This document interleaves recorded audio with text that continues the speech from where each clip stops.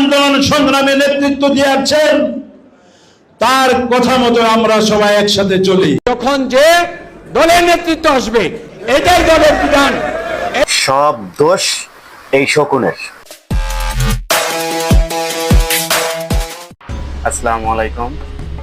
আপনারা জানেন গত 21 আগস্ট ফতুল্লা থানা বিএনপি তাদের অধীনস্থ 3টি ইউনিয়ন কুতুবপুর, কাশীপুর এবং এনায়েতনগর ইউনিয়ন বিএনপির 3 জন নেতাকে তাদের দলীয় পদ থেকে অব্যাহতি প্রদান করেছে।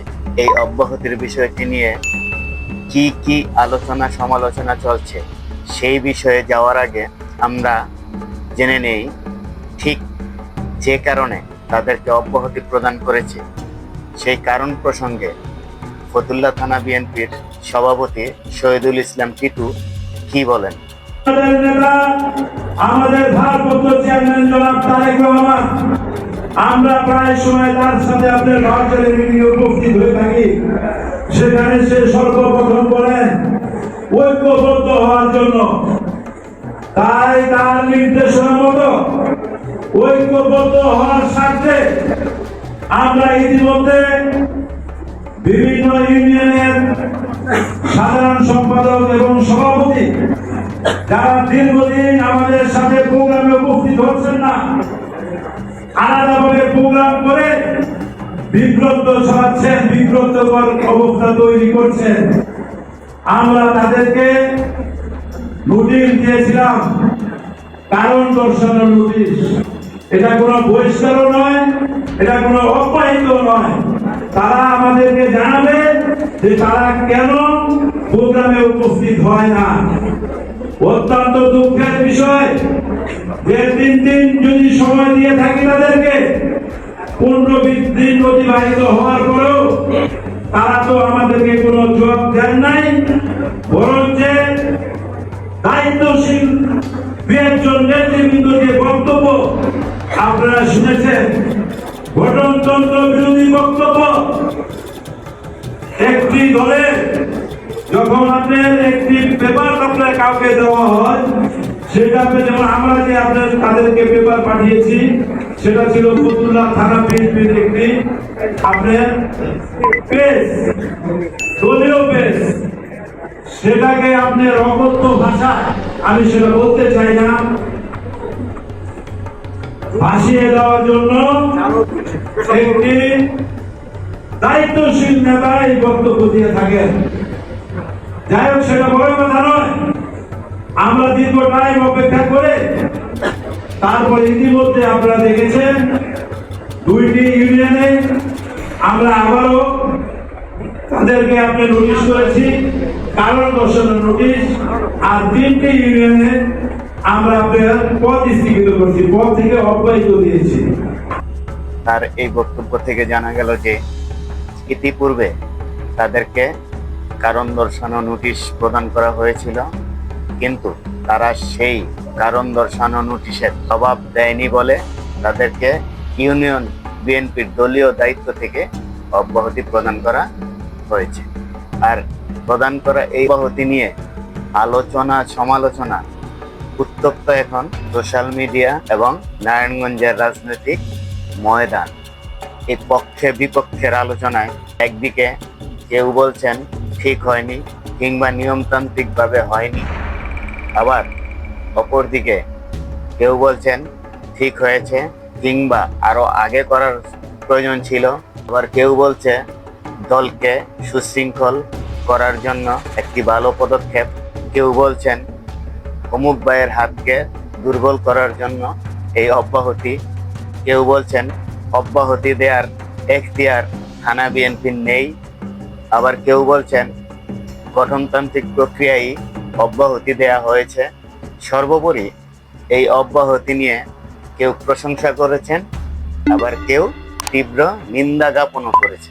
এই এত আলোচনা সমালোচনায় যোগ দিয়েছেন ফতুল্লা থানা বিএনপির সাবেক সভাপতি খন্দকার মনিরুল ইসলাম। তিনি এই বিষয়ে কথা বলাতে অনেকের প্রশংসা যেমন পেয়েছেন, অন্যদিকে তার দায়িত্ব জ্ঞান নিয়ে অনেকে বিস্ময় প্রকাশও করেছে। তার ফেসবুক ওয়ালের এই স্ট্যাটাসটি নিয়ে অনলাইন পোর্টাল ও প্রিন্ট মিডিয়ায়ও নিউজ হয়েছে। আমি আজকে গত 23 আগস্ট ফেসবুক ওয়ালে দেয়া তার সেই দীর্ঘ স্ট্যাটাসের কিছু উল্লেখযোগ্য অংশ নিয়ে আলোচনা করব। তার স্ট্যাটাসটি পড়ে যতটুকু স্পষ্ট হওয়া যায় যে তিনি এই বিষয়টাই মুখ্য করে তুলতে চেয়েছেন, ফতুল্লা থানা বিএনপির বর্তমান কমিটির মেয়াদ 26 মাস।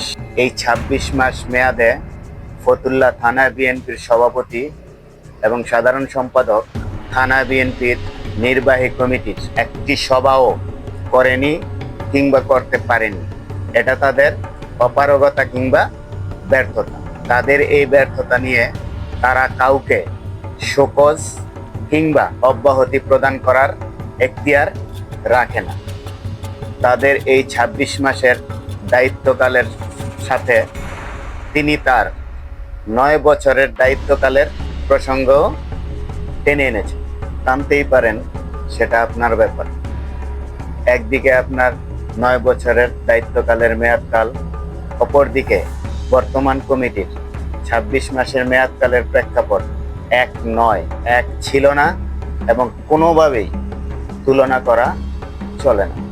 কেননা আপনার 9 বছরের দায়িত্বকালের মেয়াদে 2002 থেকে 2006 পর্যন্ত এই 5 বছর আপনি পেয়েছেন আপনার নিজ দল বিএনপির ক্ষমতায়ন।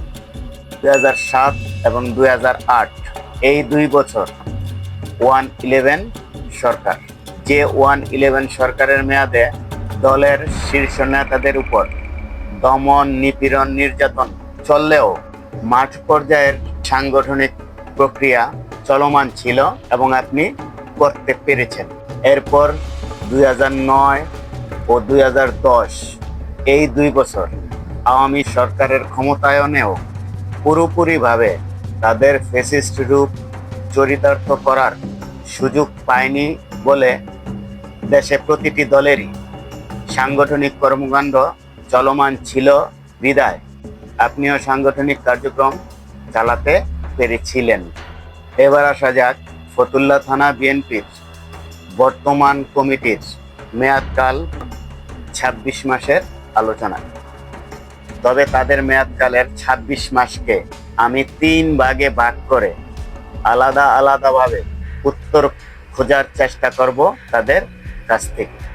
তাদের এই 26 মাস মেয়াদের প্রথমার্ধের সময়কাল হলো 13 জুন 2023 থেকে 5 আগস্ট 2024 পর্যন্ত, এই 13.5 মাস। দ্বিতীয়ার্ধের সময়কাল হলো 6 আগস্ট 2024 থেকে 16 জুন 2025 পর্যন্ত, এই 10.5 মাস। এবং তৃতীয়ার্ধের সময়কাল হলো 17 জুন 2025 থেকে 20 আগস্ট 2025 পর্যন্ত, প্রায় 2 মাস। এই মেয়াদে তারা কেন একটিও সভা করতে পারেনি বা করেন, এই উত্তর খোঁজার আগে আসুন আমরা জেনে নিই সভা সমাবেশ করার ক্ষেত্রে বিএনপির গঠনতন্ত্র কি বলে। গঠনতন্ত্রের 9 ধারার সভা নোটিশ কোরাম এর ঘ উপধারায় বলা হয়েছে যে দলের ওয়ার্ড কমিটি থেকে জেলা নির্বাহী কমিটি পর্যন্ত সমস্ত পর্যায়ের নির্বাহী কমিটির সভা উক্ত কমিটির সাধারণ সম্পাদক কমিটির সভাপতির সাথে আলোচনা করে 7 দিনের নোটিশে আহ্বান করতে পারবেন। ব্যক্তিগত যোগাযোগের মাধ্যমে এবং পত্রিকায় বিজ্ঞপ্তি দিয়ে স্বল্প সময়ের নোটিশে জরুরি সভা আহ্বান করা যেতে পারে। আহ্বায়ক কমিটির ক্ষেত্রে আহ্বায়ক সভা আহ্বান করতে পারবেন। লক্ষ্য রাখুন, এখানে স্পষ্ট বলা হয়েছে যে কমিটির সাধারণ সম্পাদক সভাপতির সাথে আলোচনা করে 7 দিনের নোটিশে সভা আহ্বান করতে পারবেন। এখন উত্তর খোঁজার পালা। প্রথমার্ধের সময়কাল 13.5 মাসে ফতুল্লা থানা বিএনপির নির্বাহী কমিটির একটি সভাও কেন করতে পারেনি কিংবা করা হয়নি, কি ছিল প্রতিবন্ধকতা, এই উত্তর খোঁজার চেষ্টা করব ফতুল্লা থানা বিএনপির সভাপতির কাছে। আসুন আমরা দেখি এই প্রসঙ্গে ফতুল্লা থানা বিএনপির সভাপতি শহীদুল ইসলাম টিটু কি বলেন? আপনারা জানেন আমাদের বাংলাদেশ জাতীয়তাবাদী দলের অগণিত অসংখ্য নেতাকর্মীরা আপনার নিহত হয়েছে, গুম হয়েছে, খুন হয়েছে।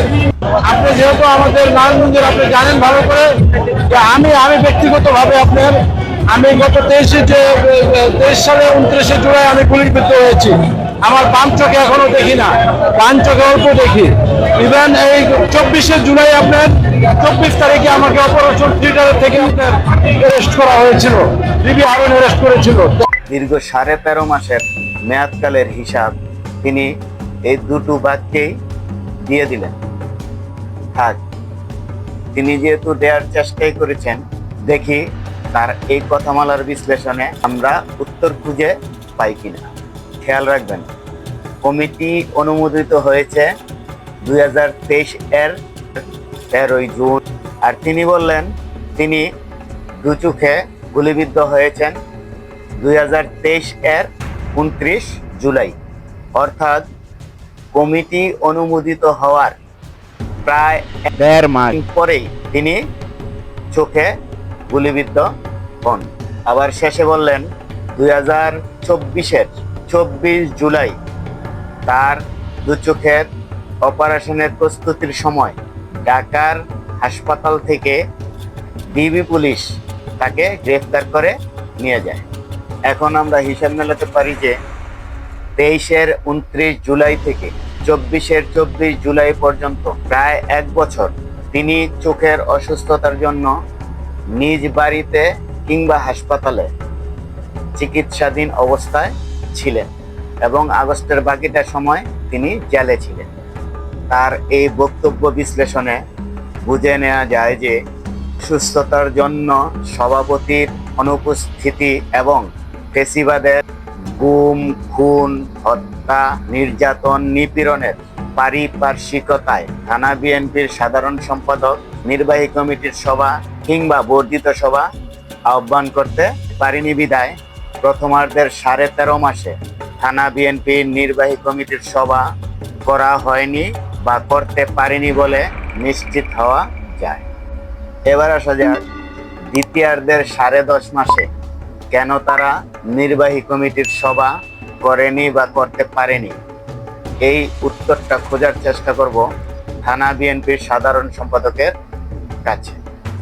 আসুন দেখা যাক ফতুল্লা থানা বিএনপির সাধারণ সম্পাদক অ্যাডভোকেট আব্দুল বারী ভূঁইয়া এই প্রসঙ্গে কি উত্তর দেন।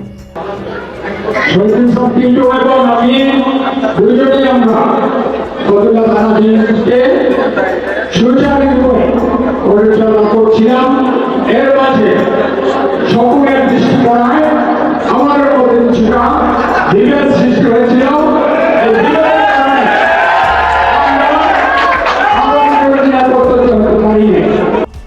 আমি খুঁজলাম উত্তর আর তিনি শোনালেন শকুনের গল্প। এটা কোনো কথা?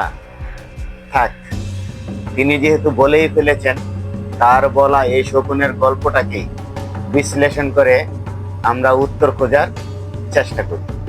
তিনি বললেন প্রথম থেকেই তিনি থানা বিএনপির সভাপতি শহীদুল ইসলাম টিটুর সাথে মিলে একসাথে সুচারুভাবে দলকে পরিচালনা করে আসছিলেন, কিন্তু শকুনের দৃষ্টি পড়ায় তাদের মাঝে সৃষ্ট বিভেদের কারণে তারা বেশ কিছুদিন একসাথে বসতে পারেনি।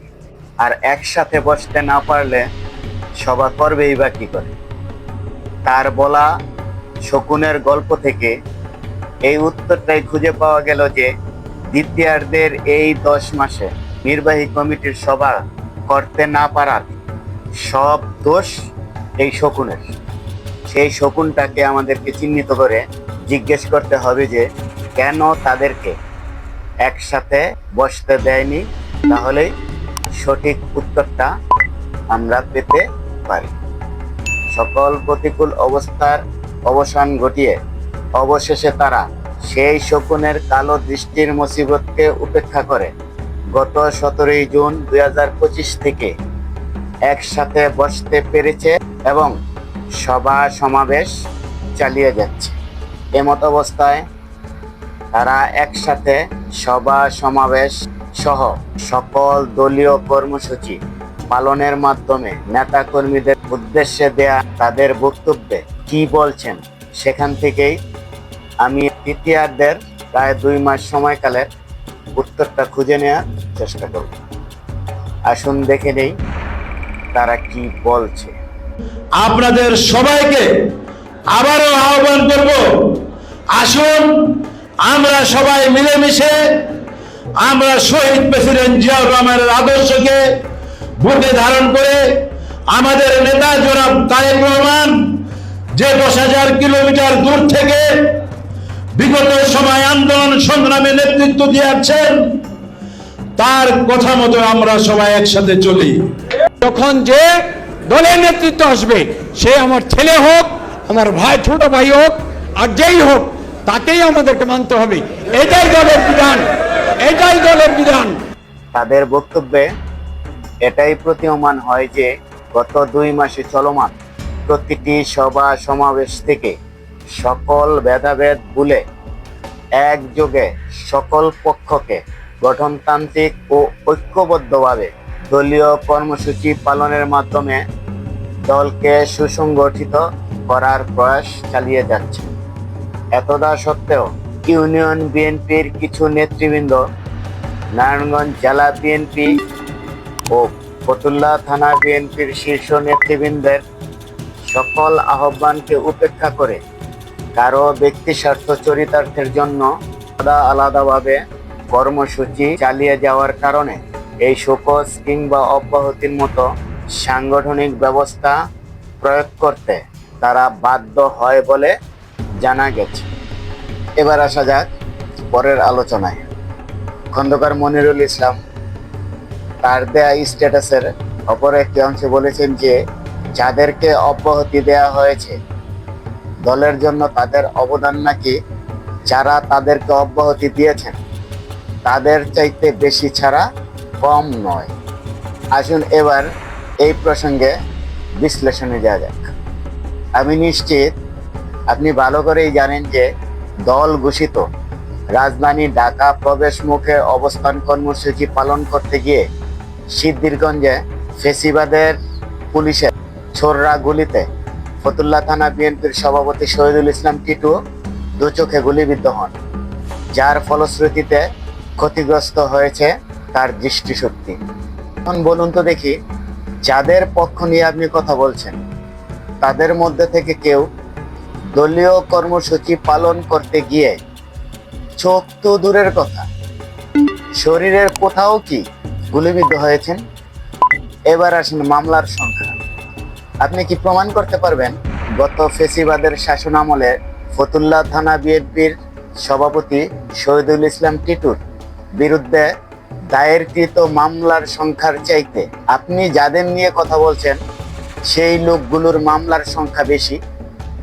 আপনি কি নিশ্চিত করতে পারবেন গত ফেসিবাদের শাসনামলে ফতুল্লা থানা বিএনপির শহীদুল ইসলাম টিটুর কারাভোগকৃত দিনের সংখ্যার চাইতে আপনার পক্ষভুক্ত লোকগুলোর কারাভোগকৃত দিনের সংখ্যা বেশি? আশা করি কোনোটাই পারবেন না। উল্লেখিত এই বিষয়গুলো যদি আপনি নিশ্চিত করতে না পারেন তাহলে কোন ক্রাইটেরিয়াতে দলের জন্য আপনার আশীর্বাদ পুষ্ট লোকগুলোর অবদান বেশি বলে মূল্যায়ন করলেন? এই প্রশ্নটা কি আপনার দিকে তেরে আসাটা কি স্বাভাবিক নয়? আপনি পক্ষ নেবেন, নেন, আপনার পছন্দের লোকদের পক্ষ আপনি নিতেই পারেন, কিন্তু কারো অবদানকে ছোট করে নয়।